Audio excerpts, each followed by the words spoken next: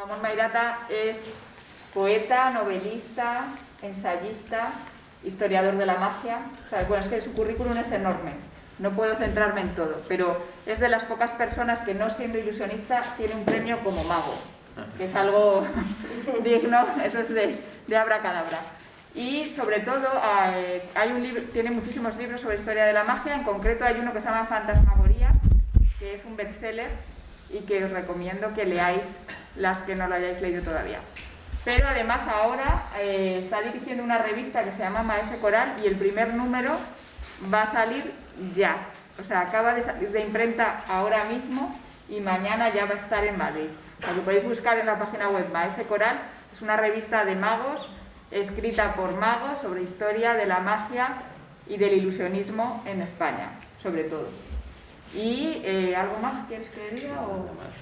Perfecto. Y es gran amigo y mejor persona, ¿no? Como decir, los magos es gran mago y mejor persona, pues gran amigo y mejor persona. Gracias. Bueno, buenas tardes a todos. Yo creo que vamos a empezar directamente con el primero de los fantasmas. Las cosas y los seres no están, aparecen. Las cosas y los seres no están para siempre, desaparecen. En ocasiones cambian y se transforman en la naturaleza y en la psique. Esto es la magia. ¿De qué voy a hablar? Pues voy a hablar de los fantasmas, que sabéis que proceden de la palabra griega fantasmata, aparición, que en el folclore de muchísimas culturas son supuestos espíritus o almas errantes de seres que han muerto. Es más raro encontrarse un fantasma que todavía viva y que se manifiestan entre los vivos de forma perceptible, por ejemplo, de forma visual, a través de sonidos, aromas o desplazando objetos, y principalmente aparecen en los lugares que frecuentaban antes en su vida y en asociación con las personas que formaron por parte de su vida anterior. Aquí vemos un yokai que está formado por la ceniza que surge de un brasero. No hay posibilidad de encontrar un fantasma en ese sentido más relacionado con la vida cotidiana y el mundo cercano y próximo a las personas. Los fantasmas se asocian con la práctica de hacer visible en el espacio físico lo que existe en los sueños y en la imaginación.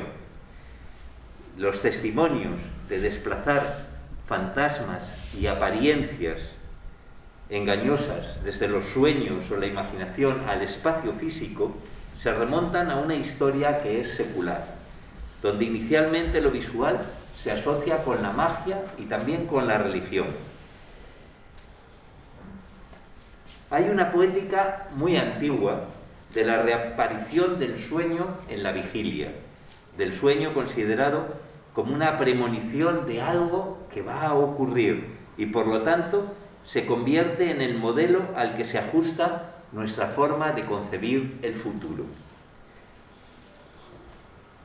Esa poética antiquísima extrae las imágenes de los sueños, las apariciones, los fantasmas, y los convierte, los transforma en fenómenos lumínicos, perceptibles para el ser humano mediante tecnologías ópticas, catóptricas. Sabéis que la catóptrica es la ciencia de la utilización de los reflejos en los espejos, las químicas o mecánicas vinculadas a una mentalidad mágica y a un planteamiento ilusionista.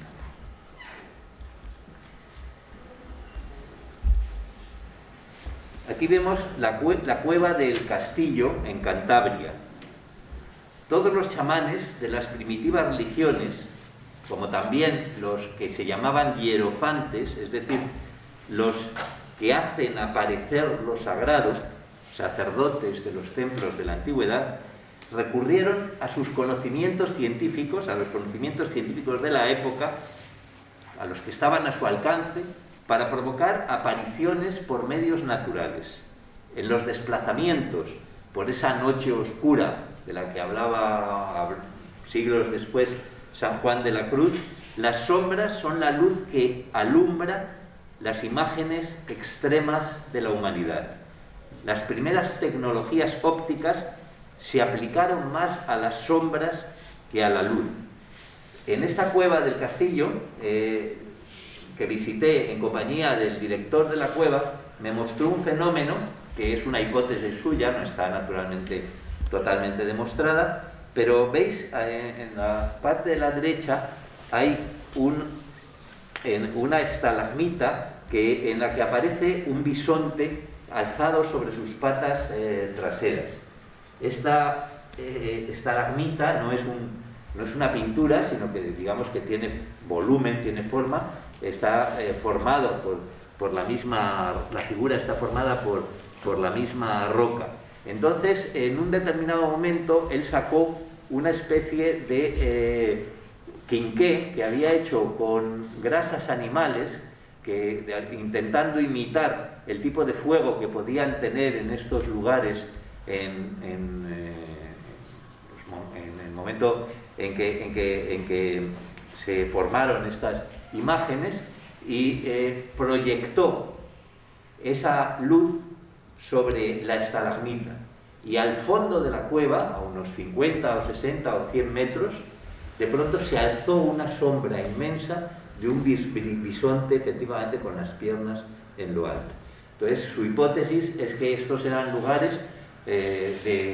donde se celebraban los rituales, no eran lugares de habitación, y entonces utilizaban estas primeras y primigenias tecnologías ópticas, la proyección de una sombra, para hacer visible aquello que no era visible en la realidad material. En este caso, pues el tótem de la tribu.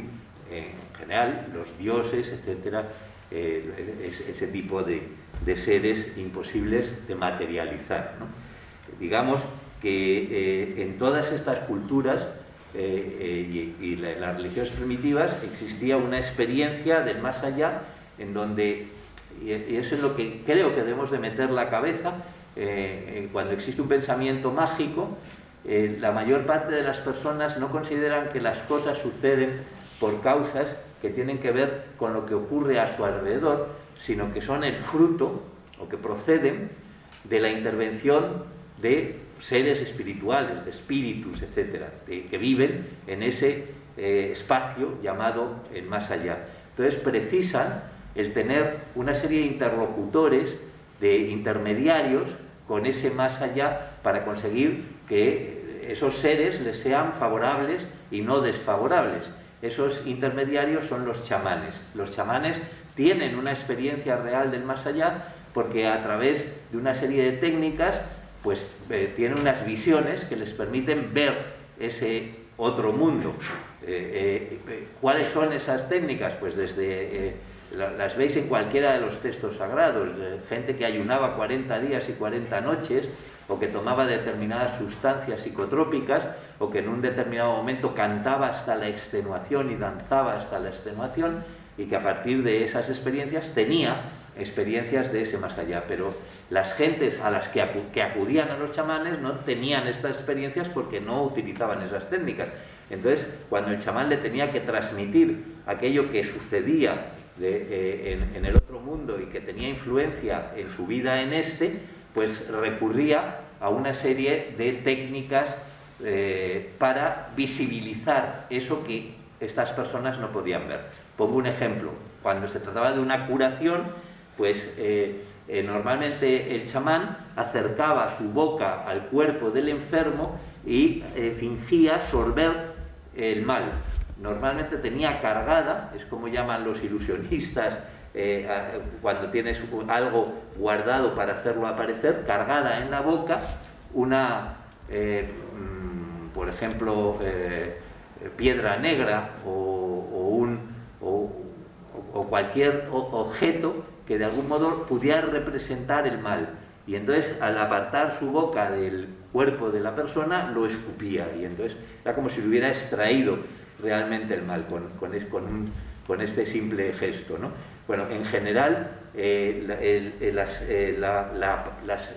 este tipo de de técnicas tenían un sistema o una eficacia que no es la eficacia de respuesta que tienen nuestras técnicas habitualmente, como puede ser cuando tomamos una medicina o algo así, sino una eficacia que Lévi-Strauss llama simbólica.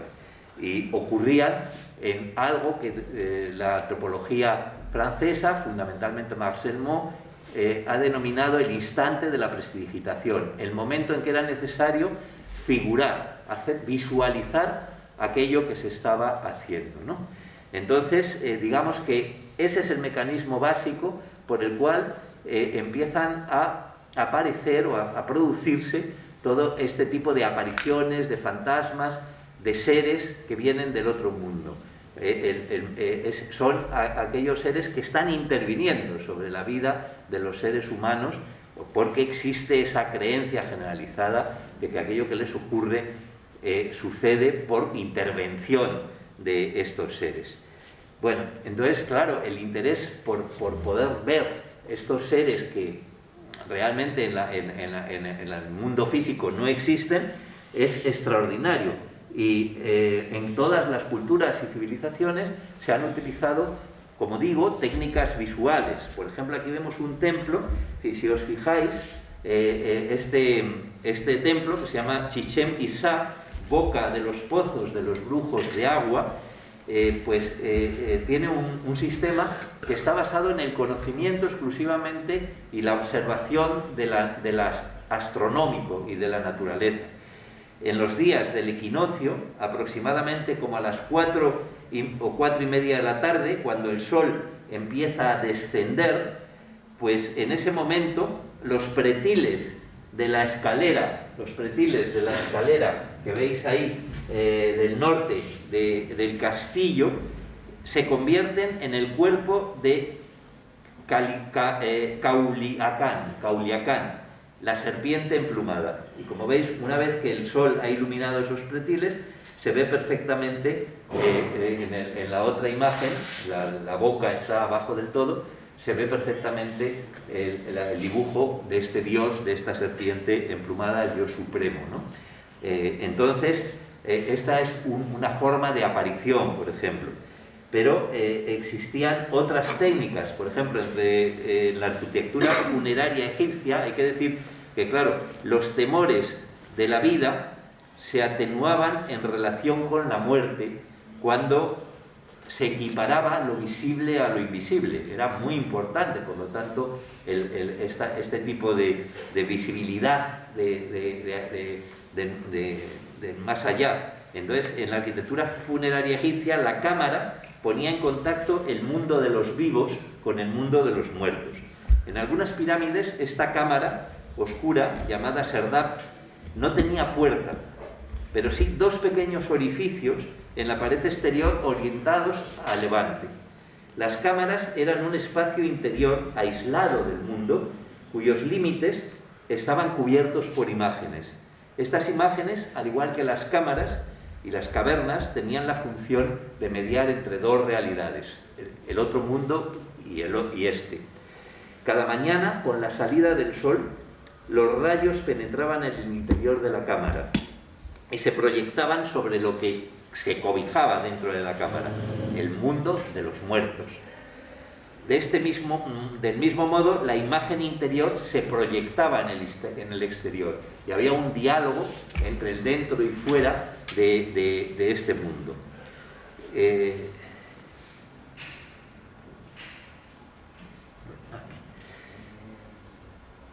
Técnicas de carácter ilusionista asociadas a dispositivos ópticos y preparaciones químicas pueden detectarse en las apariciones de Esculapio en el templo de Tarso, de las que habla el filósofo neoplatónico Damascio, último diádoco de la escuela de Atenas. El momento de lucha entre el cristianismo que se está implantando y el paganismo que en aquellos momentos se enfrenta con una serie de argumentos a los de unos y de otros. En ese momento se descubren muchísimos de los procedimientos que se utilizaban en los templos antiguos, en los templos paganos, por parte fundamentalmente de los escritores cristianos, pero no solo de los escritores cristianos, sino de los propios escritores del paganismo último, como Damascio, que hablan de este tipo de prácticas. Damascio vincula las prácticas de los sacerdotes egipcios que hacían aparecer en las paredes de los templos caras sobrenaturales con el culto de Isis. Y dice textualmente: en una manifestación que no se debe revelar, aparece sobre la pared del templo una masa de luz que primero parece muy alejada, se transforma y, como comprimiéndose en un rostro obviamente divino y sobrenatural, de aspecto severo, mezcla de dulzura y placer para la vista. Siguiendo las enseñanzas de una religión misteriosa, los alejandrinos le honran como Apis y Adonis. Es, yo creo, la descripción de una imagen de cámara oscura, ¿no? Fundamentalmente. Es la descripción precisa, en todo caso, de un efecto de magia natural, tras cuyo alejamiento y acercamiento adivinamos un dispositivo óptico presentado como sobrenatural. Cámara oscura, muy posiblemente. Los templos egipcios eran un microcosmos en los que el techo era trasunto del cielo y el suelo de la tierra. Los suelos eran ascendentes y los techos descendentes, y concluían posiblemente en un orificio por el que creaba en su interior esa cámara oscura. Pero también podía ser a través de una reacción química. Tal vez la causa que provocaba el efecto descrito por Damascio no era un dispositivo óptico.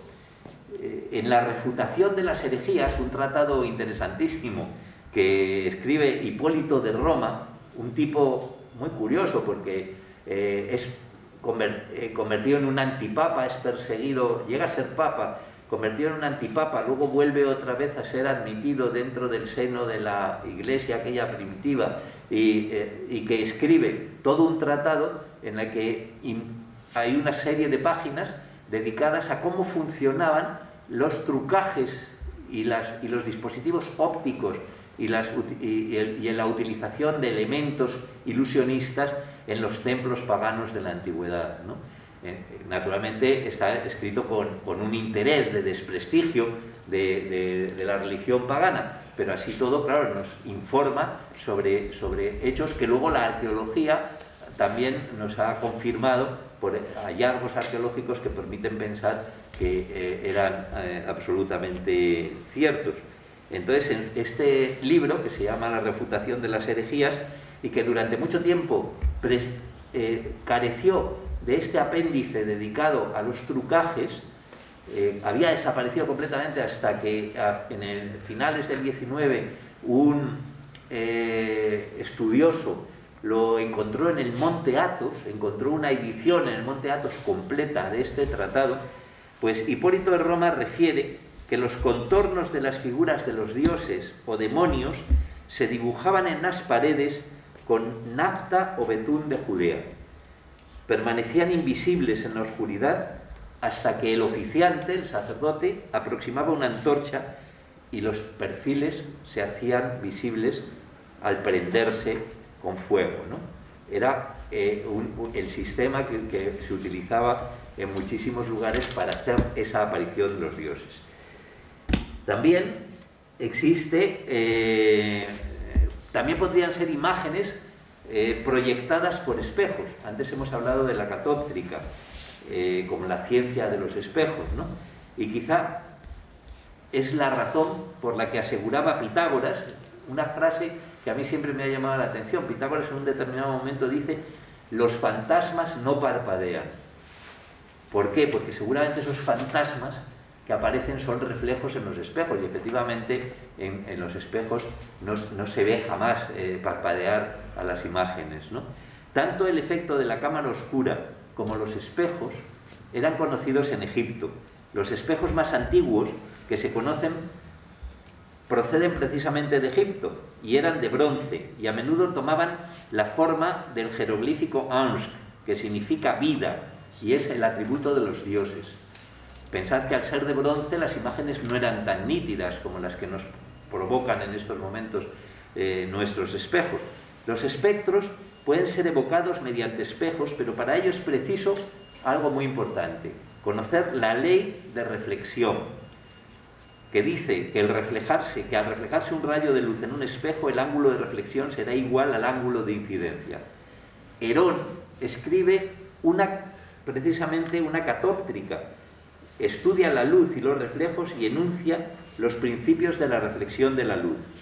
Antes de Galileo, o sea, Galileo es muy posterior, como bien comprendéis, era rarísimo que se utilizara la matemática para expresar leyes físicas. Una de esas excepciones fue la ley de reflexión. Herón de Alejandría dedujo esta ley partiendo de un principio que siglos más tarde también sería útil para deducir la ley de refracción. El camino que recorre un haz de luz es el más corto posible. El efecto de que un objeto apareciera en el aire entre el objeto y el observador se debía a que el espejo, al recibir los rayos de incidencia sobre un mismo punto, los repercutía mediante reflexión a otro punto entre el espejo y el observador, según explica en su catóptrica Euclides, una catóptrica anterior a la de Herón. En los espejos cóncavos, cada uno de los objetos vistos se ve en la recta trazada desde el objeto visto hasta el centro de la esfera. De manera que esta propiedad se conocía desde muy antiguo y se utiliza para crear una serie de ilusiones como que el de un hombre luchando contra su propio espectro. Luego veremos una imagen ya en el Renacimiento de alguien con una espada que está luchando contra su propio reflejo en el espejo.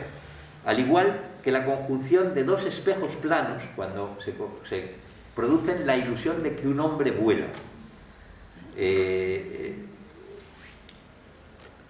Herón, en una de sus proposiciones de la catóptrica, a partir de los axiomas de Euclides, muestra cómo es posible, mediante la combinación de dos espejos planos, provocar la ilusión en el espectador de ver su propia imagen volando.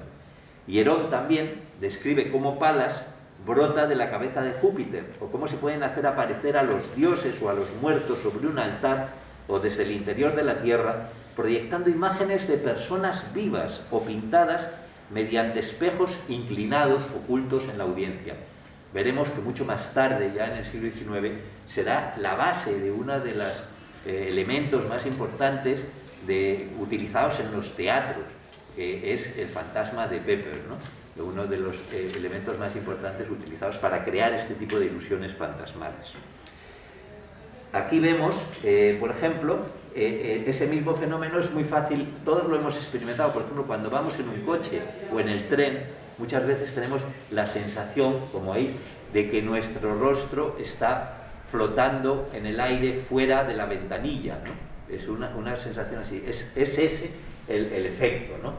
Fundamentalmente. Y aquí vemos cómo la imagen de abajo pues se refleja exenta y como flotando en el aire sin ningún tipo de materialidad en la parte de arriba. Bueno, en la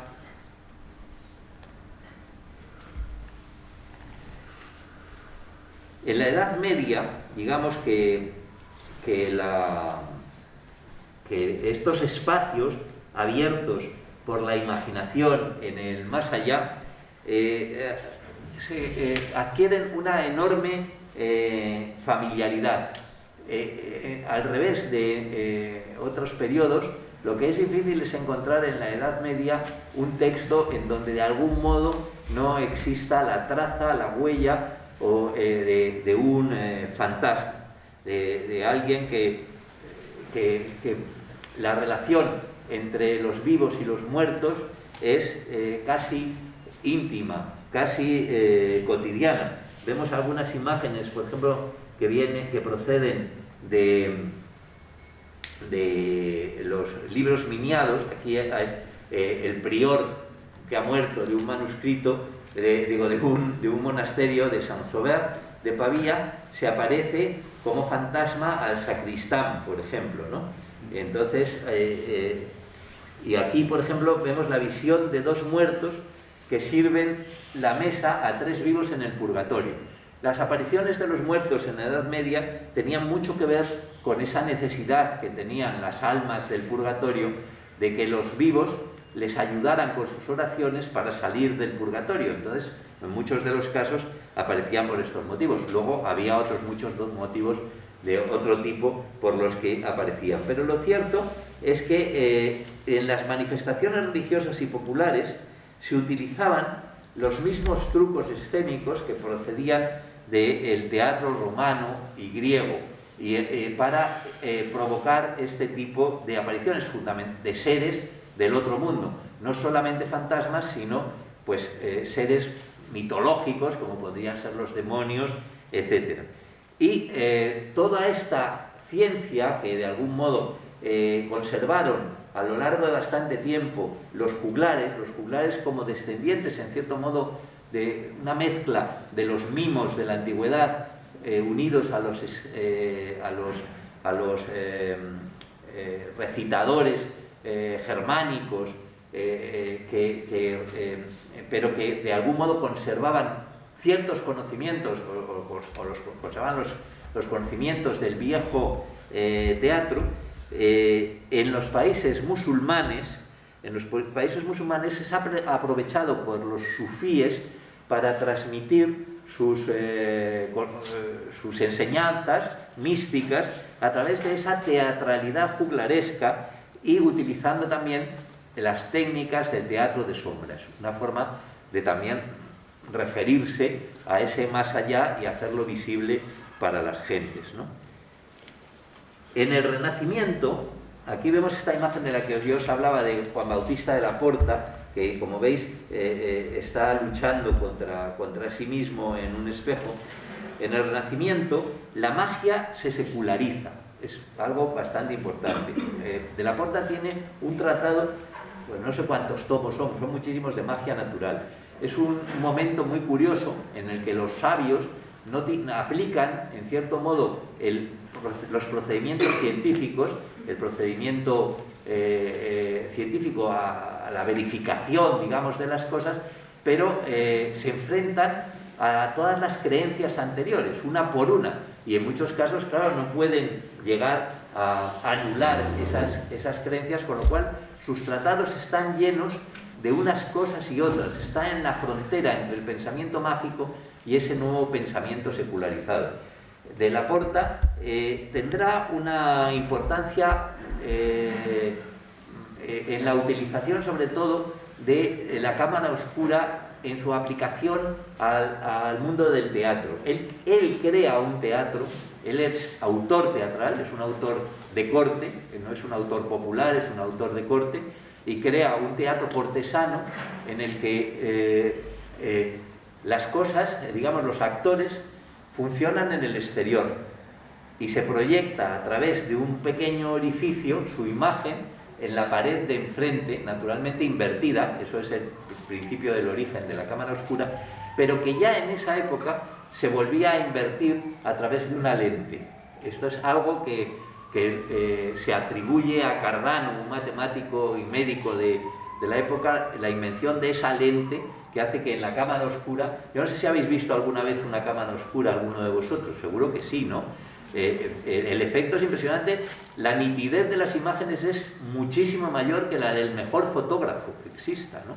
Son absolutamente una nitidez absolutamente impresionante y que reflejan a través de un orificio, pues, el mundo exterior dentro del mundo de una habitación interior. Bueno, pues de la Porta tenía este teatro en un jardín y entonces entraban el público a asistir a la representación y en el exterior había una serie de actores disfrazados de distintos personajes, entre ellos el demonio, haciendo la representación.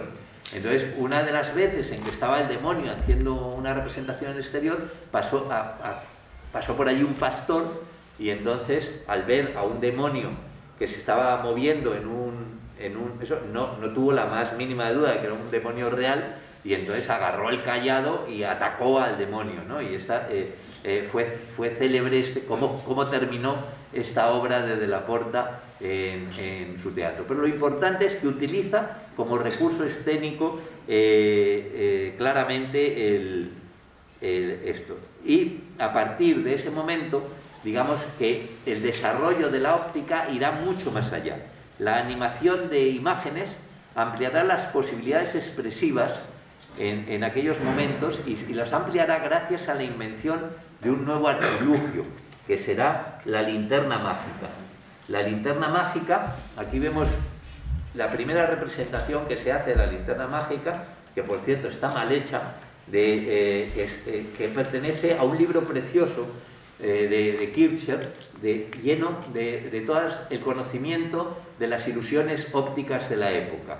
Un libro que está traducido al español, al castellano, y publicado por la Universidad de Santiago de Compostela.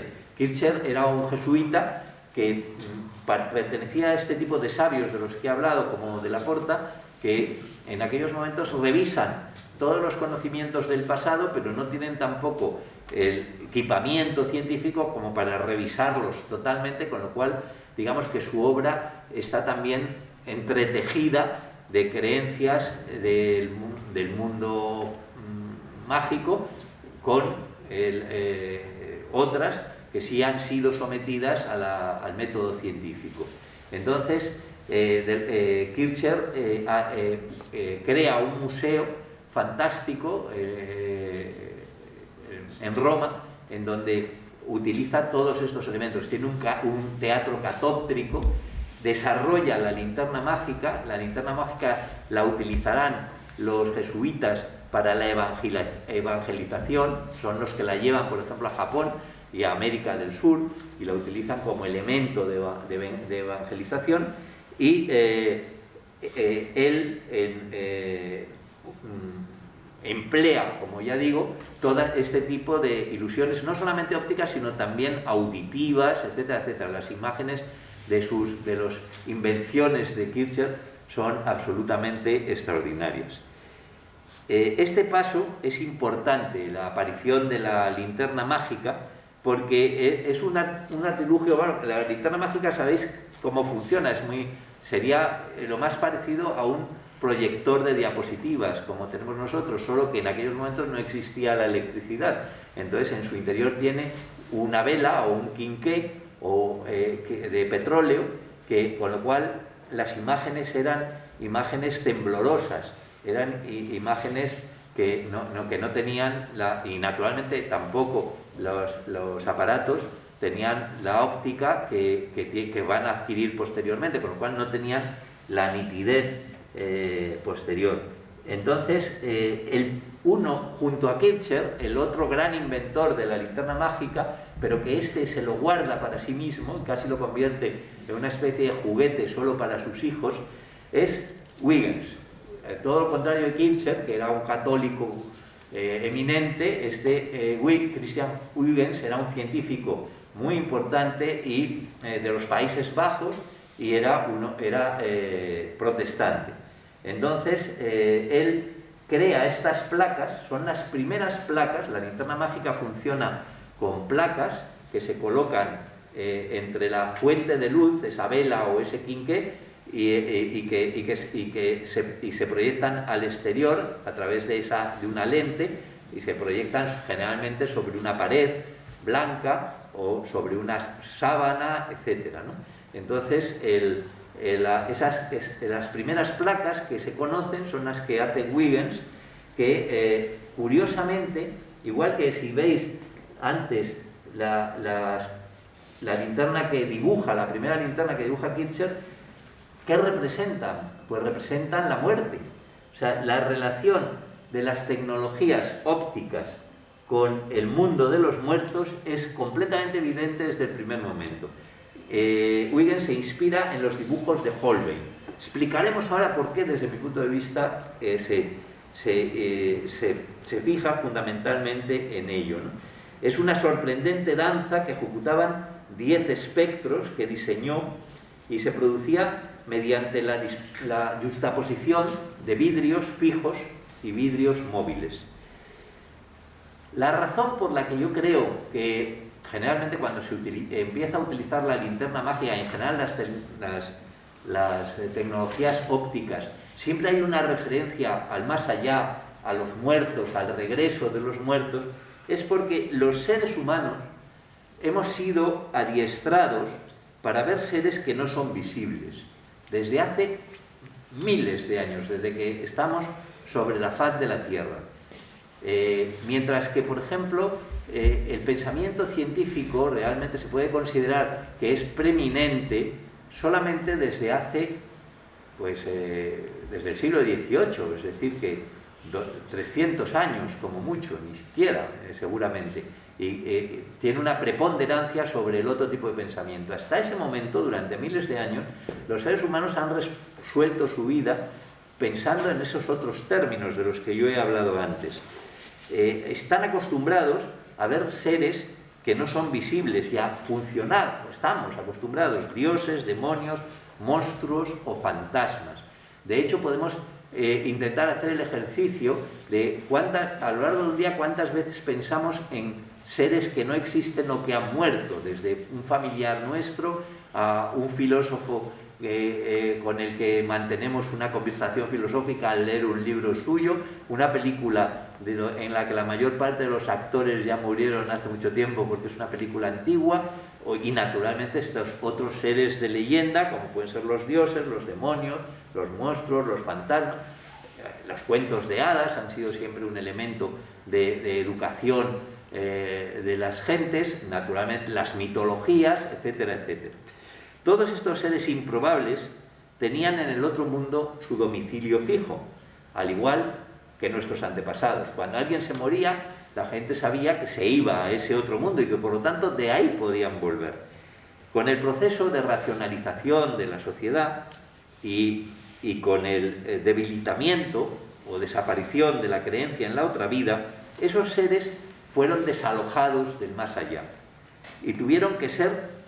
¿Dónde fueron? ¿A dónde se escondieron? ¿Dónde fueron una vez que ya el más allá nadie creía en él y por lo tanto no existía? O no nadie, muchas personas no creían en él y por lo tanto no existía. Pues se refugiaron en la mente de cada uno. Seguimos pensando con esos seres, funcionando con esas imágenes, siguen existiendo mucho tiempo después.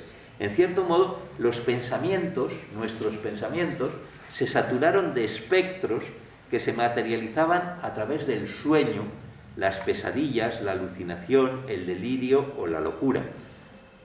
Y también, por supuesto, a través de la óptica, como vamos a ver, ¿no? Yo creo que es la clave de lo que pasa fundamentalmente a partir del siglo XVIII, y la linterna mágica tuvo una importancia en un primer término grande porque creó toda una cultura de imágenes. Pensad que cuando hablamos de que vivimos en una cultura, en la cultura de la imagen, pues realmente esto no era tan cierto hasta que se inventa la linterna mágica. La linterna mágica, aquí vemos una mujer linternista, es una saboyana. Generalmente por toda Europa quienes llevaban la linterna mágica a los lugares más recónditos eran saboyanos. Allí es donde se fabricaban las linternas más populares y baratas y los llevaban a todas partes, y eran tanto hombres como mujeres.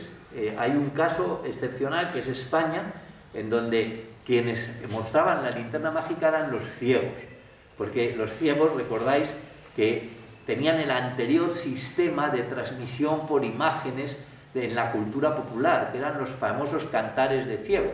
Es decir, una serie de imágenes, como unas tiras, como las tiras de los cómics, etcétera, en donde se narraban una serie de historias que el ciego declamaba, con un puntero iba señalando las imágenes a las que se refería. Ese sistema es sustituido en muchos casos por la linterna mágica, y son los ciegos los que de un modo muchas veces violento expulsan a los saboyanos y se quedan con el negocio en nuestro país y mantienen sus formas de vida gracias a eso. Entonces la linterna mágica crea ese mundo de imágenes en donde no existían. O sea, pensad, colocaros en la situación de una persona que viviera en un pueblecito en el siglo XVII, principios del XVIII, en un pueblecito alejado de la corte, etcétera, etcétera, que no tuviera grandes medios económicos. Pues las únicas imágenes que habría visto que no forman parte de lo que les rodeaban, o sea, que no fueran lo que con los ojos podía distinguir y llegar hasta donde sus ojos distinguían, pues serían las imágenes de la iglesia del pueblo, una serie de imágenes de la historia sagrada, etcétera. Si era un hombre con posibles, pues a lo mejor tenía algún libro con grabado, pero desde luego no sabía cómo era el rostro del rey que gobernaba en aquellos momentos, ni tenía idea de cómo podía ser la capital de su país, ni desde luego sabía cómo podía ser otro continente, ni tenía la más mínima noción de cómo podía ser un animal que no fuera de la fauna más cercana o una planta que no formara parte de la flora de su región. No tenía ni idea de eso, solamente tenía un conocimiento de aquello a donde llegaban sus ojos, y si enfrente había una cadena de montañas, ahí se detenían sus imágenes. Entonces la linterna mágica lo que hace es acercar el mundo exterior a todo el mundo y de pronto ofrecer todo un bagaje de imágenes a las gentes, y las gentes más populares, porque efectivamente la linterna se utiliza en lugares aristocráticos y se convierte, digamos, en el sistema visual más importante de la época, y por lo tanto se utiliza por los libertinos franceses para hacer pornografía, por los profesores de la universidad para explicar sus lecciones, pero también a través fundamentalmente de estos seres humildes, los saboyanos o los ciegos, llega a los lugares más recónditos de los países y llevándoles esas imágenes. Entonces se crea todo este mundo y entonces la imagen, a diferencia de antes, que era la palabra, se convierte en la fuente primordial de información. Hasta el 17, o sea, muchas veces veréis, cuando leéis una obra de teatro del 17, la riqueza verbal, por ejemplo, que tienen las obras de teatro del 17 es absolutamente excepcional, porque se basaban fundamentalmente en la palabra y no recurrían a la ilusión que supone utilizar las imágenes. Pero a partir de este momento será la imagen la fuente primordial de conocimiento y de información, y ojo, también sucederá un elemento también de desengaño, porque la imagen nos mostrará cada día que puede ser ilusoria y que puede ser engañosa. Entonces también será algo que nos hará dudar constantemente de la realidad de lo que nos rodea. Por eso el arquetipo de la visión se vuelve fantasmal en el siglo XVIII. A partir del siglo XVIII la visión se vuelve totalmente fantasmal, se vuelve como algo que se pone constantemente en cuestión. De hecho, un fantasma es una imagen a punto de dejar de serlo. Y ese siglo XVIII está lleno de ilustrados que se enfrentan con una virulencia brutal a todas las concepciones anteriores del pensamiento mágico, las creencias y las supersticiones. Aquí vemos un grabado de William Hogarth que se llama credulidad, superstición y fanatismo. Es un grabado muy curioso, porque veis a un presbítero que está pronunciando un sermón, y ese sermón alude a una serie de fenómenos inexplicables que están todos representados en el grabado. Hay varias alusiones a los fantasmas, pero he de deciros que mientras este hombre habla de esos fenómenos inexplicables, el cepillo de los pobres, que está por algún lado, que lo veo mal por aquí, pero no, el cepillo de los pobres está cubierto por unas telarañas. O sea que ya hay una primera crítica por parte de Hogarth con respecto a que este tipo de creencias se olvidan de una de las funciones que deberían de tener los clérigos, que era la ayuda a los más necesitados. Y hay varias alusiones a los fantasmas.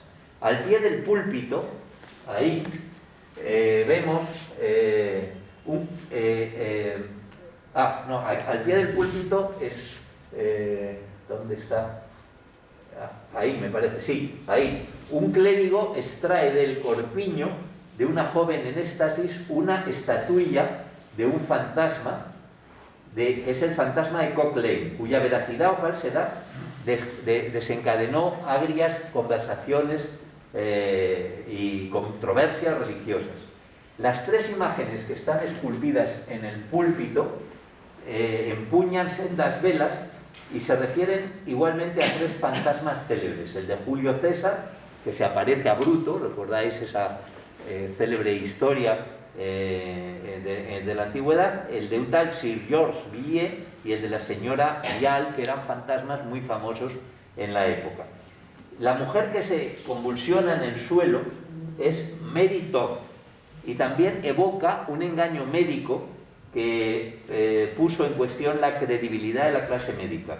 En otoño de 1726, Mary Todd aseguró haber dado a luz varios conejos. Ahí estáis viendo cómo está dando a luz varios conejos. Y cuando la llevaron a Londres, no pudo parir ninguno más. Y entonces, al cabo de bastante tiempo, acabó confesando que en ocasiones anteriores se había introducido previamente en los conejos en el útero para darlos, es decir, que había sido un engaño. Entonces ahí veis cómo el discurso lo que está es mostrando cómo todas estas creencias o supersticiones ha buscado, claro, cosas extremas y fácilmente ridiculizables, ¿no? Que pues son negativas, etcétera. Esto significa, por ejemplo, pues la desaparición, evidentemente, o sea, la ridiculización de todas las creencias populares que formaban parte o que constituían pues las creencias fundamentales de las gentes fundamentalmente no muy ilustradas en aquella época. Entonces, bueno, pues imaginaros la crisis que supone eso para todos estos seres humanos que, como hemos dicho antes, estaban adiestrados precisamente en recurrir a estos seres no visibles, a estos seres míticos, a estas concepciones también míticas, etcétera, para enfrentarse, resolver sus problemas y comprender el mundo que les rodeaba. Curiosamente, también se puede decir que la óptica, en aquel momento, la óptica también produce monstruos, como muestra este grabado. Es decir, estamos también en un momento en que, como decía antes, la ciencia no termina de despegarse de las creencias anteriores. Y aquí vemos una especie de demostración casi científica de cómo construir un dragón, ¿no? O sea, cómo imaginar un dragón, ¿no? Que enormemente curioso. Por aquel entonces, ya en el 19, William Blake, el poeta William Blake, anotaba en su edición de Swedenborg que solo el pensamiento puede crear monstruos, pero los afectos no pueden crearlos. Y es algo muy próximo a lo que pensaba Goya, de que es muy célebre la frase: el sueño de la razón produce monstruos.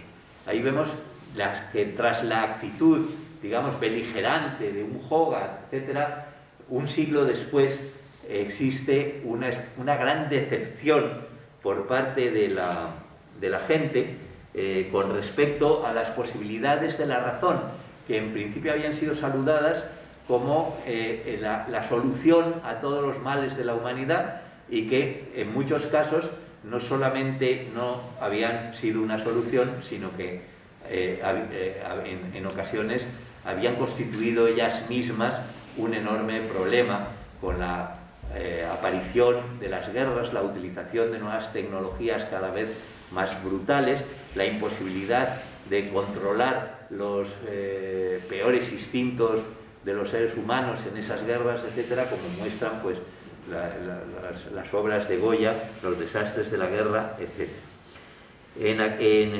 Un poquito antes, en el siglo XVIII, existe también una reacción espiritista, que no tiene la fuerza que luego va a tener en el siglo XIX, esa reacción espiritista la encabeza, en cierto modo, un científico llamado Swedenborg.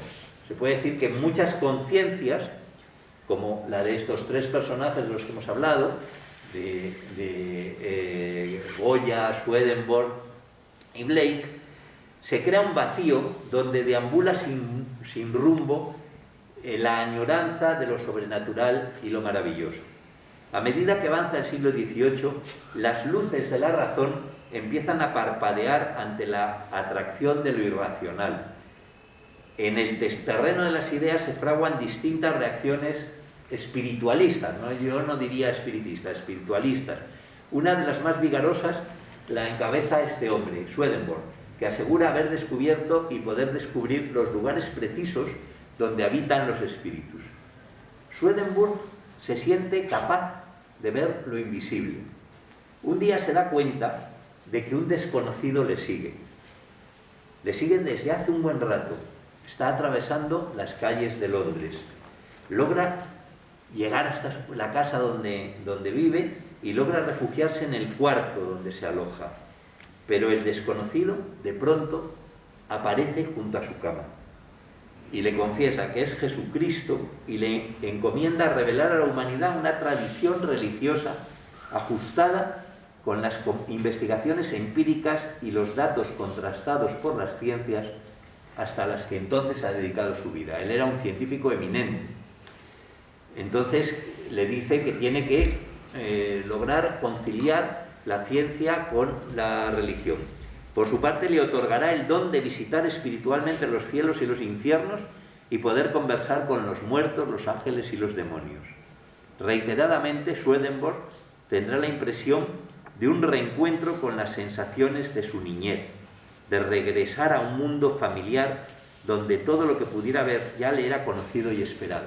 Esto es muy importante porque vemos qué es lo que ocurre en gran parte con la demolición de las viejas creencias. La demolición de las viejas creencias es también la demolición de la infancia de la mayor parte de las personas. Es también la demolición de una parte muy importante de su experiencia de las cosas, de una parte muy importante de su bagaje intelectual y de los medios que tiene para enfrentar la realidad. Y efectivamente no es extraño que de pronto Swedenborg, al volver a sus antiguas creencias, vuelva a esa sensación, a esas sensaciones de la niñez, ¿no? A menudo, dice Swedenborg, se me ha permitido ver todo cuando estaba en el espíritu y por tanto fuera de mi cuerpo y en compañía de los ángeles, escribe. Me daba la impresión de que algunos los conocía desde la infancia. Esto es muy gracioso, ¿no? Como de pronto empieza a viajar al más allá, a ese otro mundo, y empieza a reconocer a los que se encuentran. Bueno, Swedenborg en Londres visitó a los fabricantes de aparatos ópticos y a un relojero que se llamaba Astram. Me parece que todavía existe una marca de relojes con ese nombre. Y le muestra una maquinaria que solo funciona al encender una vela. Swedenborg es claramente una linterna mágica. Swedenborg intentaría demostrar científicamente la existencia de la inmortalidad del alma. ¿Pero cómo? Pues realmente su gran descubrimiento será que lo espiritual se manifiesta mediante un lenguaje simbólico. Es decir, justo como hemos visto que operaban antiguamente las viejas religiones en la época de los chamanes, etc. Bueno, hay otra serie de desarrollos científicos o paracientíficos en la época que siguen dentro de esta línea de espectralización que hablábamos que se produce en el siglo. Uno de ellos es a partir de un fenómeno que se conoce como magnetismo, produjo un médico llamado Mesmer. Mesmer introdujo un conjunto de directrices y prácticas que derivarían hacia lo que más tarde se ha conocido como hipnosis. Aunque es una práctica que ya hay testimonio de que se utilizaba en las más viejas civilizaciones, porque en parte es un fenómeno casi que se produce de forma fortuita, como cuando estamos viendo, por ejemplo, oscilar una luz, pues hay muchos momentos en que nos provoca una cierta sensación hipnótica, pues, pero de un modo más desarrollado, pues la hipnosis no tendrá, digamos, una utilización grande y masiva hasta el siglo siguiente, ¿no? Entonces, aparentemente ofrecía cobertura científica a una energía invisible, un constante y subconsciente flujo al que denominaba magnetismo animal, que algunos identificaban con el alma. Su forma de trabajar era muy estudiada y teatral. En el Hotel Guillon se reveló como un excelente director de escena. En la sala de tratamientos utilizaba escenografía y efectos especiales, un decorado que apelaba al universo místico, una iluminación en penumbra, música relajante y aromas, fragancias orientales, guión y coreografía para las curaciones colectivas.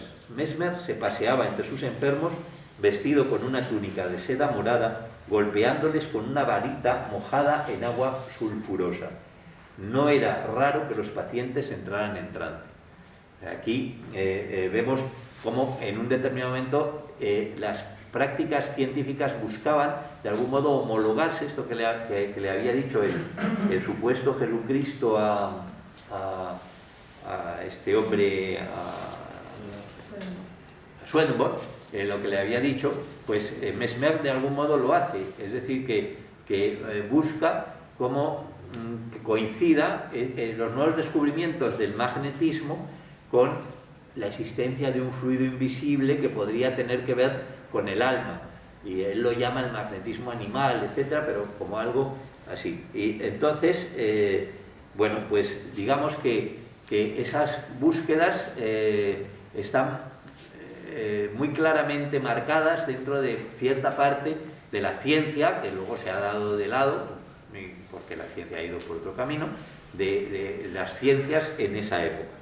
Y también existe una cierta relación con una tendencia de pensamiento importante que se produce fundamentalmente en el 18, que es la francmasonería. La francmasonería es naturalmente el impulso más fuerte de las ideas renovadoras y revolucionarias en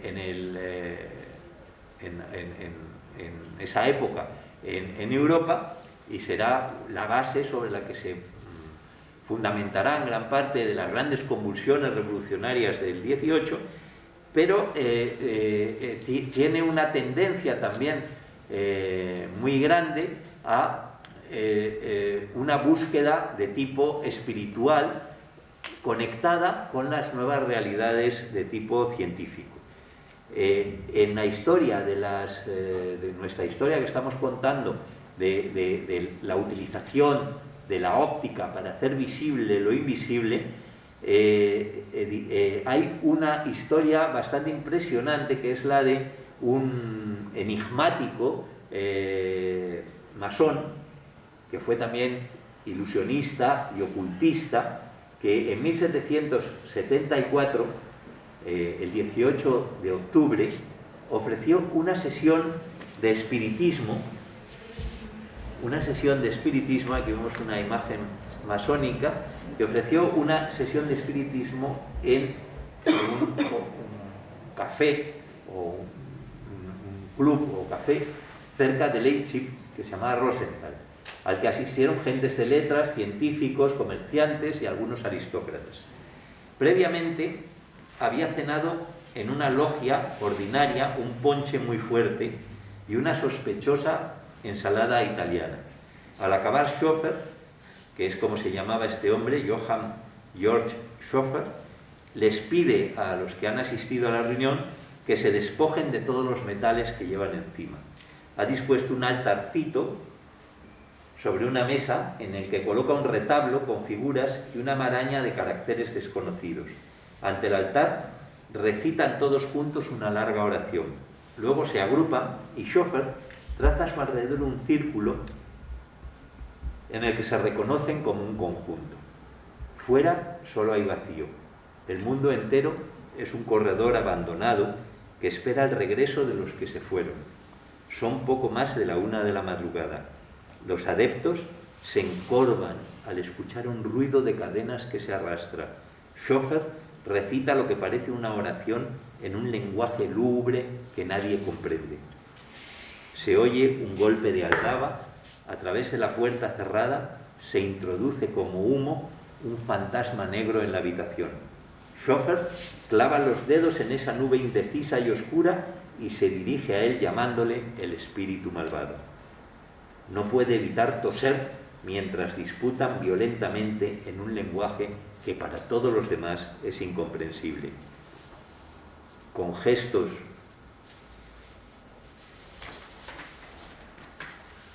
exagerados, Schoeffer logra ahuyentarlo. La puerta se abre de golpe y durante un buen rato el fantasma se marcha y se escucha el clamor del viento en el exterior. 1 hora después, otro espíritu atraviesa la puerta de nuevo cerrada.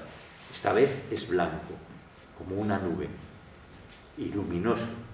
Se queda flotando en la habitación. Schoeffer le llama el espíritu bueno, pero se desvanece, y con él quizá todas las esperanzas de Schoeffer, que grita con voz crispada: «Nos veremos en el más allá». Luego su mirada, por la que atraviesa un solo pensamiento, se cruza con la de los adeptos que han retrocedido un paso atrás, tan lejos que Schoeffer parece hablar solo para sí mismo. «Os prometo, musita, está temblando, pero ha sacado una pistola. Os prometo que resucitaré». La oscuridad de la habitación, el cañón en la boca, cierra los ojos, bajo los párpados hay otra noche, se salta la tapa de los sesos. Así murió Schoeffer, que pasa a nuestra historia por ser uno de los primeros que utiliza la linterna mágica para provocar en las reuniones, en este caso de la francmasonería, para provocar la aparición de espectros y de seres, lo cual le valió el enfrentamiento con el resto de los francmasones, que temieron por su poder y le hicieron la vida imposible, y fue la razón de su suicidio. Este sistema de la linterna mágica, aplicado para la producción de espectros y seres de este tipo, supone una variación importante. Supone ver ese mundo con la mente de un ilusionista que da la vuelta a las cosas. La linterna mágica nos traía el mundo exterior. El mundo exterior, en el fondo, llega un momento en que nos cansa. El mundo exterior es algo que, como espectáculo, es limitado para los seres humanos. Siempre los seres humanos buscamos lo que hay detrás de esas apariencias de ese mundo exterior, y la fantasmagoría precisamente se va a ocupar de esa otra parte. Lo que va a intentar trasladar a través de la producción de espectros, etcétera, etcétera, va a ser el mundo interior, lo que hay detrás de las cosas. Por lo pronto, la fantasmagoría supone ocultar la fuente que produce las imágenes. Es decir, la fantasmagoría actúa por oculta.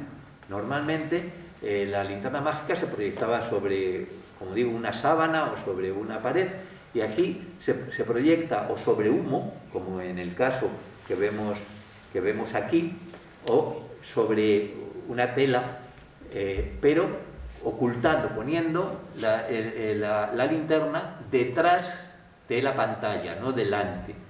Entonces las gentes no eran capaces de saber de dónde procedían las imágenes en ese momento. Parece ser que fue también en una de estas reuniones masónicas Cagliostro el primero que utiliza unas ruedas para provocar el efecto de zoom en la linterna mágica.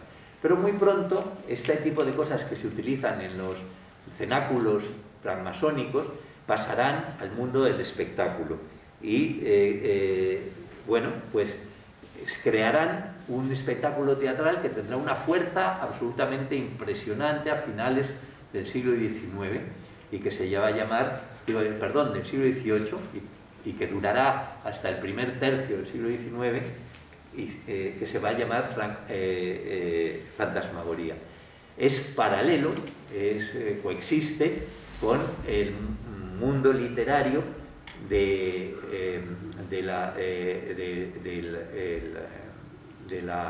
toda esta literatura que se crea del castillo de Otranto, de la monja sangrienta, todo este tipo de invenciones que forman la literatura gótica.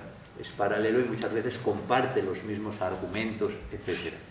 Su sentido es que, como decíamos, los muertos, los espectros y los fantasmas han sido expulsados después de la Revolución Francesa de la vida cotidiana y han buscado refugio en los recovecos de nuestras mentes y prolongan su existencia en la ficción. En 1789, Paul Philidor convertirá las manipulaciones visuales que hacía Schoeffer y los francmasones, lo convertirá en un espectáculo capaz de encarnar ese mundo oculto de los espectadores, ese mundo en el que todas estas imágenes de algún modo encarnan los deseos ocultos, los sueños, los miedos, los terrores. Por eso estará muy unido al nacimiento del género del terror, la fantasmagoría, y será un poco el fundamento de lo que luego será todo el origen del cine de terror, etcétera, etcétera, porque en el fondo lo que expresa es que todos estos seres que habían formado parte, como digo, de nuestra imaginería común durante mucho tiempo y que han sido de algún modo desposeídos de su lugar entre nosotros, al interiorizarse se convierten en metáforas de muchos de los procesos internos que nos suceden, de muchos de nuestros terrores, y serán los que alimenten, por ejemplo, el maravilloso cine expresionista alemán en el siglo XX. Es decir, hay una continuidad en todo ese mundo. Bueno, entonces a mediados del siglo XVIII se animan las imágenes de la linterna mágica mediante placas compuestas de una parte fija y otra móvil que produce una ilusión de movimiento, una vuelta de manivela, y al intercalar una imagen sobre otra se crea una rudimentaria ilusión de movimiento, muy próximo a lo que se conoce como dibujo animado. No obstante, la diferencia con el nuevo tipo de espectáculo luminoso que va a surgir y que se va a llamar fantasmagoría reside precisamente en la movilidad.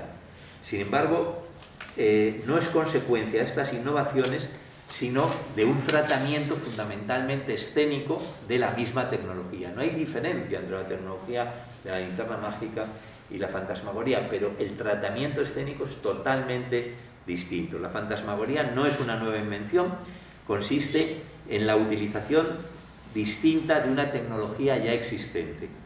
Son las gentes del espectáculo las que desarrollarán las posibilidades artísticas de la linterna mágica, que hasta entonces se llamaba mágica porque nos traía al mundo exterior por primera vez, pero como veis, poco tiene de mágico, y ya digo que se parece a un proyector de diapositivas. En todo caso, lo que tendrán de mágico serán las diapositivas, ¿no?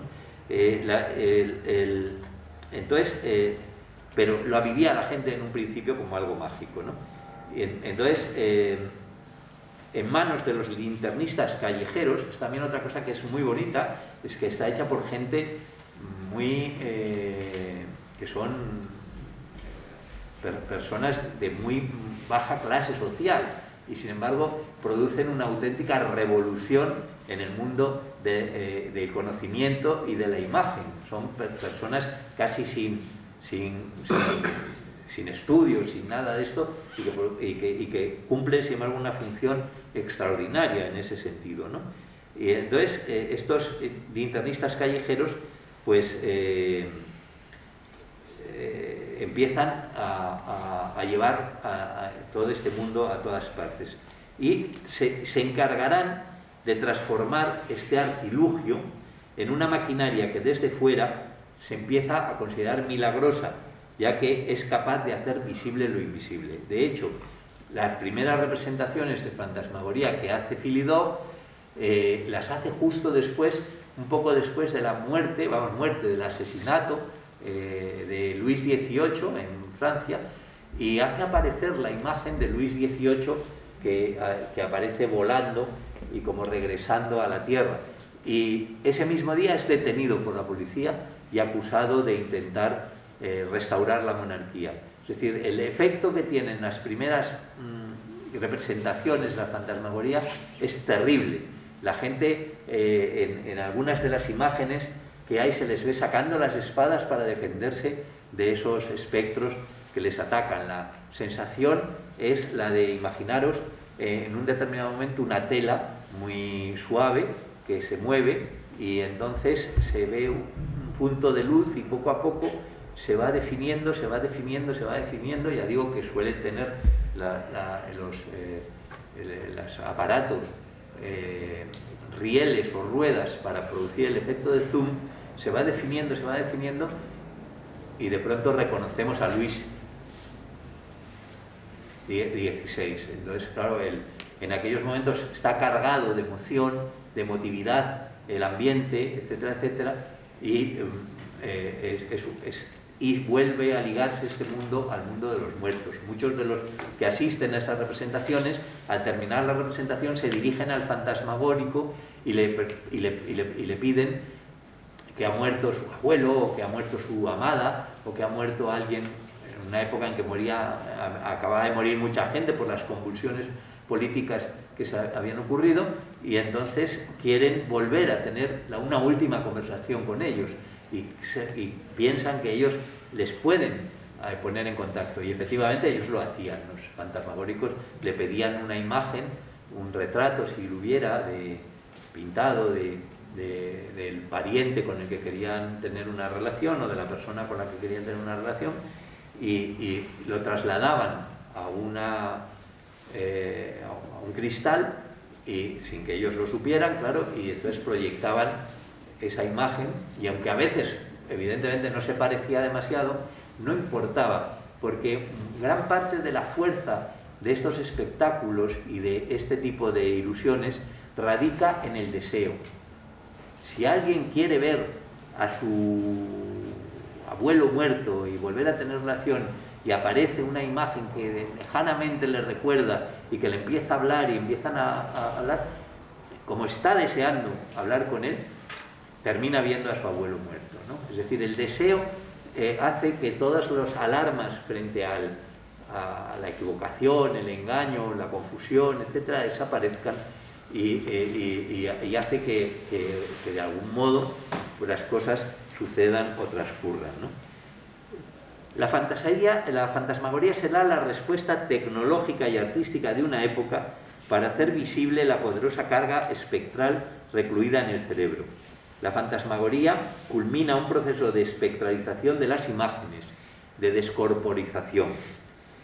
Entonces, esta nueva tecnología que vemos aquí, este es el aparato que se utiliza, estas son el tipo de cristales que se empleaban, son algunos maravillosos y preciosos. Yo tengo la suerte de trabajar con un proyeccionista que hace fantasmagoría, linterna mágica, sombras chinescas, o sea, todas suertes de magia con la luz, que tiene una colección que ha ido reuniendo durante muchos años de originales.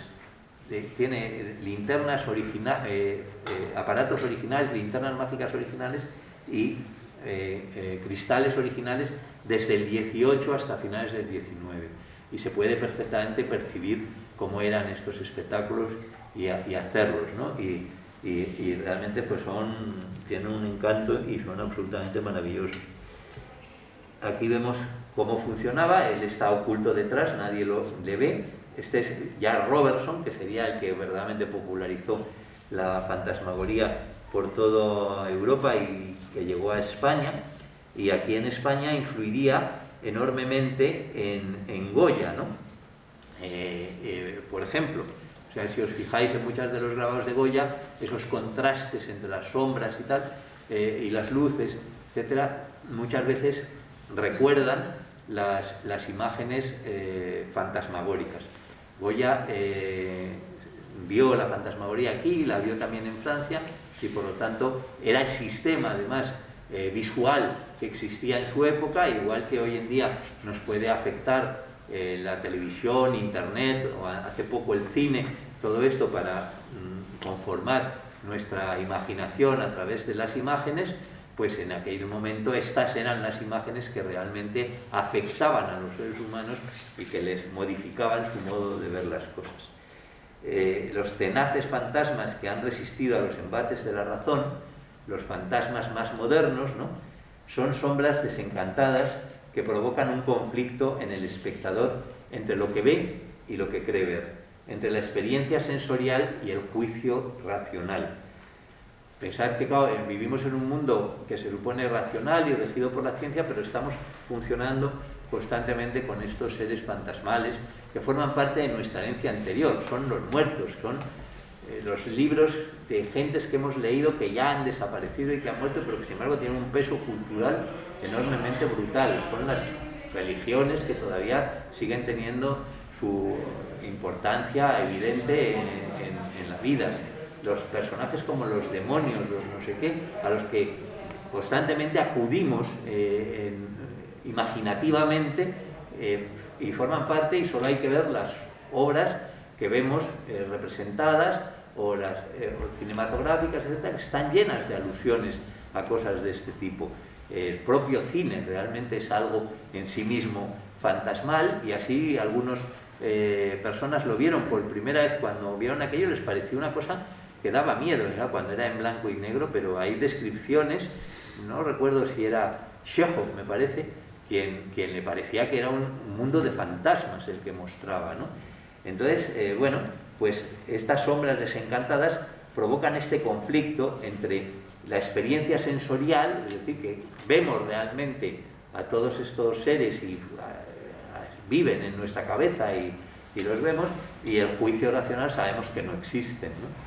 Entonces el espectador duda de los fantasmas, pero los ve realmente, y eso es lo que en realidad nos ocurre a todos nosotros, dudamos de lo que vemos.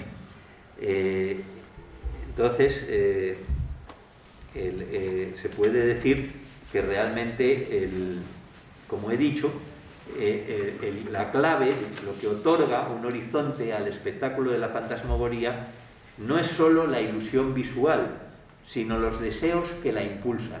Esto es lo que me parece a mí más importante, y que creo que vale para cualquier tipo. En el mundo en el que vivimos estamos llenos de cosas que realmente no son comprobables, que no existen, que no funcionan, y sin embargo funcionan enormemente para la mayor parte de la gente, incluso en contra de las evidencias. Y una de las razones es precisamente esta, porque no es la ilusión visual lo determinante, sino los deseos que impulsan a las personas a creer en eso. Su capacidad para acceder al ámbito de lo fantástico y maravilloso, de agitar las sombras en la efervescencia de la mente, de convocar a los espectros de un mundo fantasmal que no acaba de desvanecerse, es lo que hace que la fantasmagoría tuviera éxito en esos momentos, y luego posteriormente los géneros que han tenido su base en esta construcción dramática y mental, pues siguen teniéndola, ¿no? Y llega un momento en el que hay un descubrimiento nuevo, que también es un fluido que no tiene materialidad física aparentemente, o sí la tiene, pero es invisible, que es la electricidad. La electricidad, por ejemplo, permitió realizar verdaderos desafíos.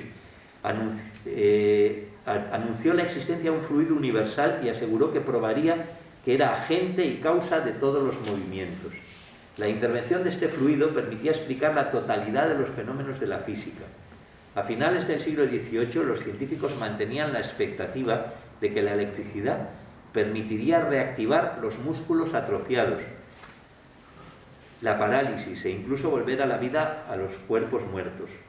Robertson, del que antes hemos hablado, el fantasmagórico que populariza la fantasmagoría y llega a España, presentaba, antes de su espectáculo, hacía pasar a la gente por un laboratorio, y ahí presentaba algunos experimentos con animales basados en los descubrimientos del doctor Luigi Galvani sobre la naturaleza eléctrica del impulso nervioso.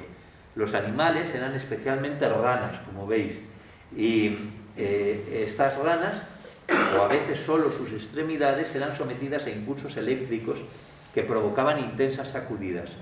Entonces, la sensación era que volvían a la vida, y la gente creía que efectivamente la ciencia podía tener la capacidad de revivir a los muertos, ¿no? Entonces eso formaba parte del propio espectáculo de la fantasmagoría. Por aquel entonces también se desarrolla la fotografía, y la fotografía también tiene un clarísimo aspecto fantasmal. No hay más que ver los primeros daguerrotipos, que realmente no se diferencia en nada de cualquier imagen espectral, pero al mismo tiempo en aquellos momentos también existe todo un tipo de fotografía que es muy interesante, como esta que aquí veis. Esta es la foto de un ilusionista que utiliza la doble exposición para aparecer con este espectro. Pero claro, la doble exposición en aquellos momentos era algo desconocido por la mayor parte del público, y cuando veían una imagen de estas, pues no sabían exactamente por qué se producía, y por lo tanto, pues realmente tenía una fuerza impresionante, ¿no? Y al mismo tiempo empieza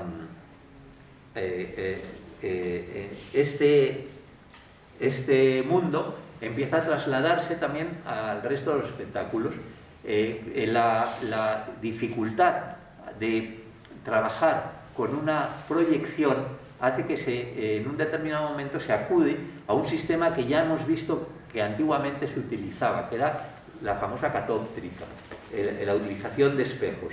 En el Instituto Politécnico de Londres se desarrollan una serie de proyectos, la cámara de Proteo, no sé qué, una serie de proyectos distintos, de los cuales el más famoso ha resultado ser uno que populariza el profesor Pimienta, el profesor Peppers, para la producción de espectros, y se conoce como y veis en qué consiste. Son dos espejos oblicuos, de tal modo que el actor está situado oculto a las miradas del público debajo del escenario, y al proyectarse su imagen sobre el espejo de abajo, por reflexión a través del espejo de arriba, aparece en el centro de la escena, pero como una imagen completamente sin materialidad, exenta, que se puede atravesar con la mano, que se puede en un determinado momento, por ejemplo, en el caso de una escena de violencia, pues atravesar con una espada, etcétera, etcétera, etcétera. Entonces,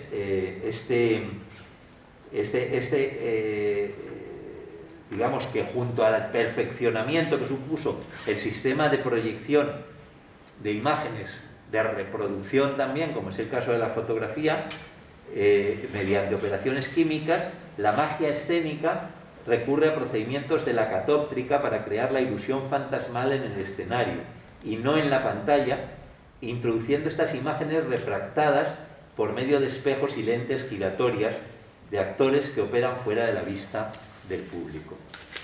Entonces, esto se mezcla justo en esos momentos estamos en el siglo XIX, con la eclosión del espiritismo.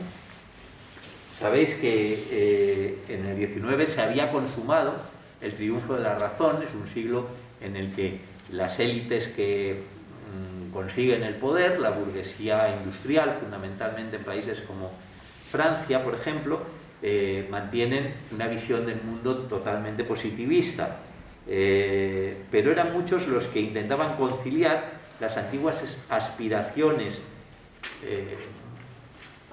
religiosas, mágicas, etcétera, con una nueva religión, eso sí, democrática, anticlerical y cientifista. Había aparecido una nueva religión llamada espiritismo, que sustentaba las creencias de que es posible ponerse en contacto con los espíritus a través de médiums y obtener de ellos informaciones privilegiadas del más allá. El espiritismo convertía la revelación en una prerrogativa popular. Cualquiera podía tener acceso a ella siempre y cuando el contacto fuera tangible, ¿no?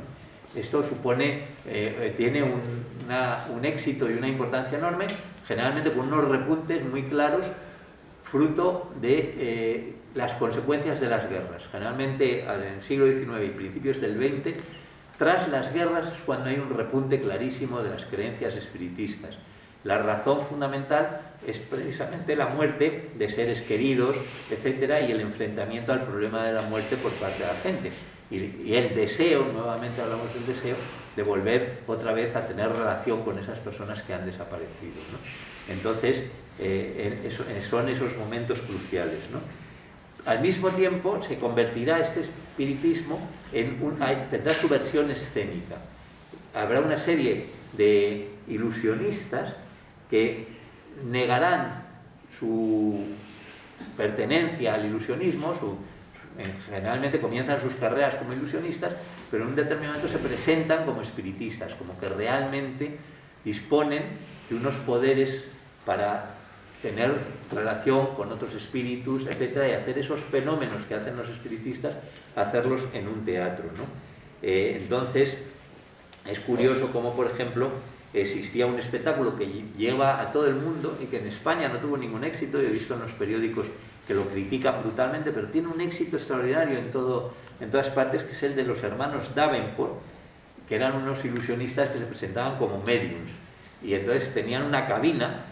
Es algo que se sigue haciendo por parte de los ilusionistas hoy en día, se llama la cabina espiritista, pero lo hacen como un juego de magia, no como algo real. Y los hermanos lo presentaban como algo que estaba ocurriendo realmente. Entonces es una cabina con unas cortinas en las que en su interior hay muchos instrumentos de música, y se colocan los dos hermanos atados completamente. Cierran las cortinas y en ese mismo instante empiezan a sonar todos los instrumentos. Abren las cortinas y se permanecen atados los hermanos, y se supone que los instrumentos los han tocado los espíritus que han bajado a tocarlos, ¿no? Entonces este espectáculo tuvo una fuerza muy grande en toda Europa en aquellos momentos, y fue visto por un personaje que era un inventor y que tenía un gran interés por el mundo del ilusionismo, que se llamaba Maskelyne. Este hombre, junto con un ebanista muy hábil llamado Cook, fue al espectáculo muchas veces y descubrió cómo realmente cuál era el sistema que empleaban para hacer este espectáculo, y entonces lo reprodujo. Y entonces inició una serie de espectáculos contrarios a esos, que será los espectáculos, digamos, de cazafantasmas, de algún modo, de los que se van a dedicar a enfrentarse a los espectáculos realizados por los espiritistas.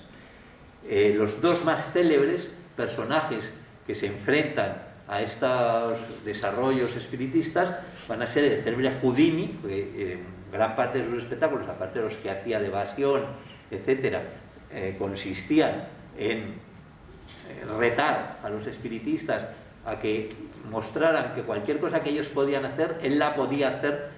No mostraran, sino vieran que cualquier cosa que ellos podían hacer, él la podía hacer sin tener ningún poder especial, sino exclusivamente por la utilización de su inteligencia.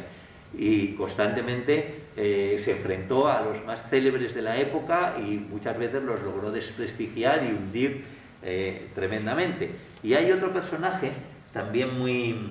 Bueno, Houdini, aquí vemos a los Davenport, esa era la cabina, y una foto de la cabina. Aquí vemos a Houdini, por ejemplo, haciendo una de las demostraciones de cómo funcionaban las reuniones de los espiritistas. Aquí vemos que utilizaba una serie de aparatos que había creado para que no pudiera haber engaño, que aislaban a la persona que hacía el supuesto fenómeno espiritista del exterior, etcétera, etcétera, para que no pudiera haber engaño. Y en esas condiciones, pues normalmente los espiritistas no podían hacer sus prodigios. Y también nos encontramos con este otro personaje, que era otro cazafantasmas, llamado Harry Price. Harry Price es un personaje muy curioso que a partir de la lectura de Sherlock Holmes, de las novelas de Sherlock Holmes, decidió aplicar el método deductivo y detectivesco de Holmes para estudiar científicamente las actuaciones de los magos y también las de los espiritistas. El primer choque que tuvo se produjo cuando apareció una medium que se llamaba Eva Carrier, que decía que era capaz de materializar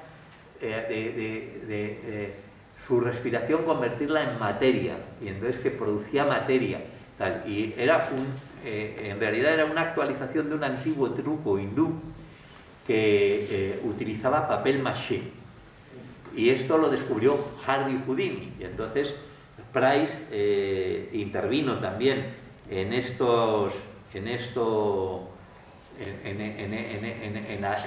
descubrimiento, y esto le abrió las puertas del Magic Circle, y ahí descubrió que empezó a descubrir cosas como muchas de las alteraciones de la fotografía. Había un fotógrafo que se llamaba William Hope que realizaba dobles exposiciones para sus fotos en donde aparecían supuestos fantasmas, etc. Entonces, ahí tuvo su enfrentamiento con el autor de Sherlock Holmes, de donde había sacado su método de estudio, con Conan Doyle, que era un creyente en el espiritismo, y se enfrentó con él. En realidad, era un diálogo entre las dos partes de uno mismo, ¿no? Conan Doyle era tan creyente como lo contrario, como demuestra su obra, en donde era capaz de tener la mente deductiva de Holmes y al mismo tiempo las creencias de cualquier persona que creyera en cualquier mundo mágico. Entonces, casi todos los seres humanos tenemos esas dos vertientes en nuestro interior, unas más acusadas que otras, pero es difícil que no exista en alguien una serie de resabios que le entronquen con el pensamiento mágico, y naturalmente es muy difícil que alguien renuncie a pensar racionalmente. Es francamente imposible, con lo cual lo lógico es vivir constantemente en una contradicción. Dentro del mundo de las artes escénicas, otro de los desarrollos que se haría en ese tiempo, que tendría una gran importancia, sería las sombras, el teatro de sombras. El teatro de sombras es invención de un mago llamado Dacolta, y estas sombras fueron el recurso de un mundo que no podía separar lo real de lo representado. Es verdad que habían sido desechadas las creencias en lo sobrenatural, pero a medida que dioses y antepasados eran expulsados de la mente del hombre moderno, éste descubría que sus pensamientos se transformaban en espectros. Las sombras habían regresado a los escenarios hacía tiempo como representación del envés oculto de la vida, de su carácter insólito, sensible y enigmático que se negaba a desaparecer. Las sombras se convirtieron en el lenguaje de los supervivientes. Pensad que antes hemos hablado de la Revolución Francesa, pues esto correspondería a la época de la Comuna. En la Comuna, que supuso una matanza verdaderamente impresionante y el exilio de miles de personas, cuando estas personas al cabo de los años vuelven a París, se refugian en un famoso cabaret que se llama El Gato Negro. Y en ese cabaret, cuando todo parecía imposible para aquellos hombres abatidos y descorazonados que regresan después de haber sido vencidos y pasados los años avejentados y sin fuerzas y habiendo perdido a la mayor parte de sus compañeros, sus dedos palparon lo mágico. Fue el primer cabaret moderno que conocemos, concebido por Rodolphe de Salis, un hombre que encarnaba el espíritu del XIX, marcado por la vanguardia estética, el simbolismo y el neomisticismo.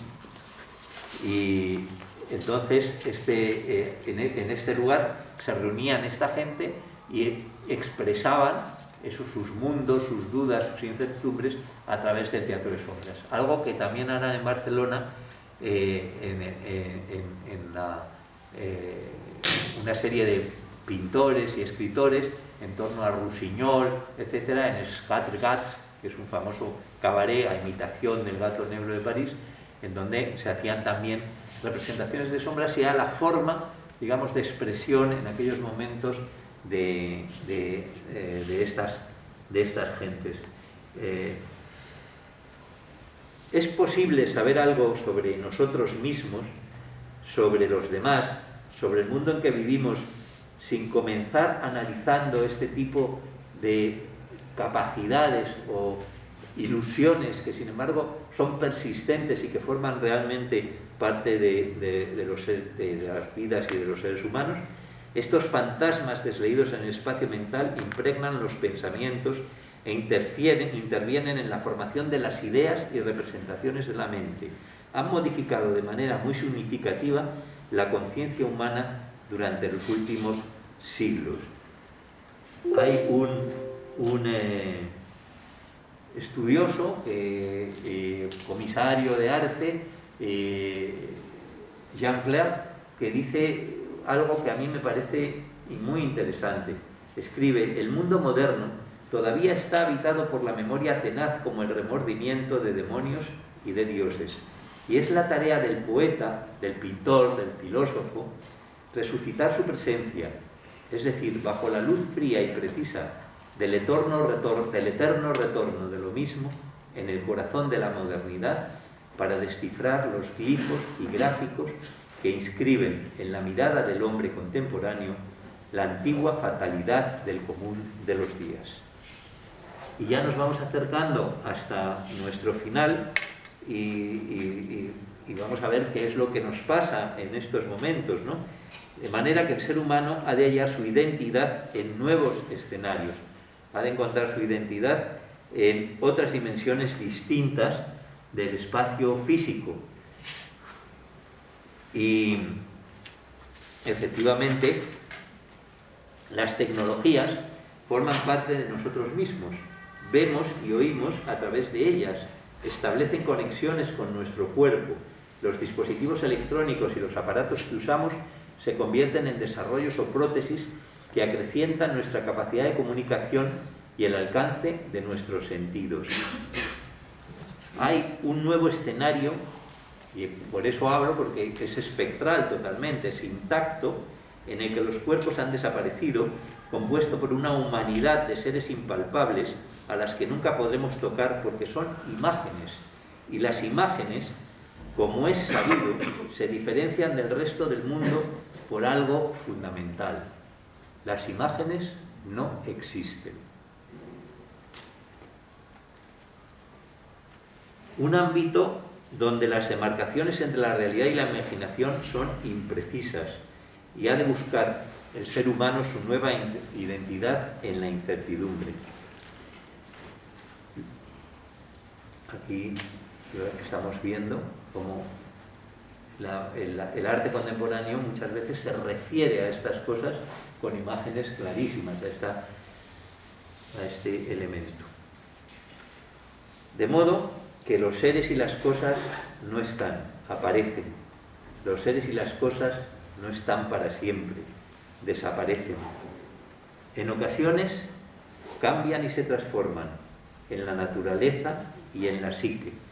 Esto es lo que llamamos magia.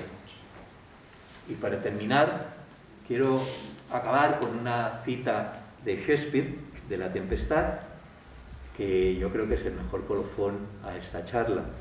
Nuestros festejos han terminado. Como ya te avisé, todos estos actores eran espíritus. Se han fundido en el aire sutil, y como la tela sin cimiento de esta visión, las torres coronadas de nubes, los espléndidos palacios, los solemnes templos y la misma gran esfera, con todo lo que le pertenece, se disolverá, y al igual que este efímero espectáculo, no dejará rastro alguno. Muchas gracias.